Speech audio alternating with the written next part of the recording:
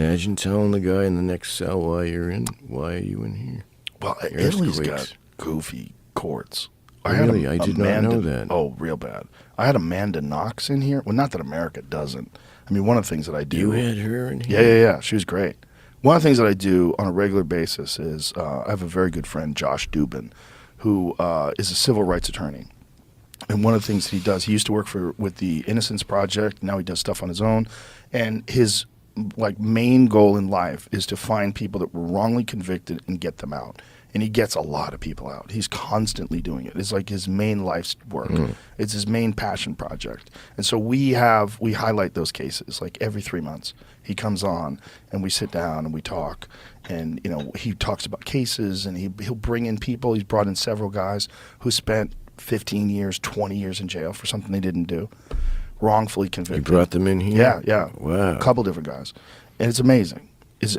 Josh is... he's amazing. He's a fucking saint. But you get to realize our court system sucks dick too. But Italy's is even worse. And Amanda Knox got fucking railroaded. Railroaded bad. And there's a really good Netflix documentary that shows all the stuff that happened. There was so much DNA evidence that connected to this one guy who murdered the girl. He 100% did it. They had handprints, bloody handprints. Really? Yeah. But this fucking, this prosecutor had it in his head from the beginning that she was it. He had a stupid idea that it was definitely her, and he didn't want to look at any other evidence, and he suppressed evidence. He didn't look at it. He knew that this other guy was probably guilty, but he had already said she was, so he wanted to convict her, and he did it. And he got her locked up, and then she won on appeal, and she finally got out after years in jail. Yes. And then they tried her again. While she was in the United States. Yes, and she was exonerated again. But, this poor lady, and she's so interesting. She's so fucking brilliant, so smart. And one of the things that I said to her, I said, do you think you would be the same person if you had not gone through this horrific experience? I would never want you to go through this experience. But because you did, you're this amazing, fascinating person with this, very introspective, very open-minded view of things. She's looking at things from all these different angles. Because her mind was tortured. What was her answer?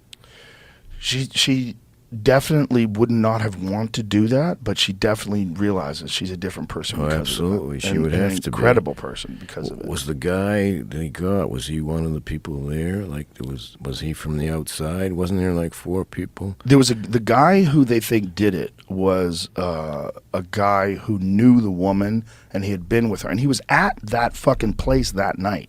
He was there, and he was also a criminal. He had been breaking into people's places and stuff. They knew that he had a history of doing some fucked up things, but they didn't have a connection previous to this with murder. And, he said he didn't do it. He said he got there and someone was already killing her and he ran away. A lot of, bullshit, ridiculous stories. But he's in now? They got him in now? No, I don't. Oh, I think they convicted him of something else, and I think he went to jail for a certain amount of time, and then he got out. I think he got convicted for some other kind of crime. Wasn't it a break-in and entering thing or something like that? But for the most of the evidence, at least as it's presented in the Netflix documentary and talking to her, seems to point to this one guy that they're pretty sure did it. It was a horrific murder too. It's not like a normal thing that women do. It was like a male thing, like a vicious knife murder. What was she like? What was her vibe like? Like a person who's been through hell. Yeah. And because that person been through hell, her mind is just very unusual. The amount of time that she had to sit and deal with the fact that she was wrongfully convicted in front of the whole world. And then even when she got back home, how many people really knew the whole story? And how many people thought she actually was a murderer? And somehow or another she got away with it, because most people just read headlines. You just read the propaganda. You just read oh, Amanda Knox convicted of murder. Oh my God, she's a murderer.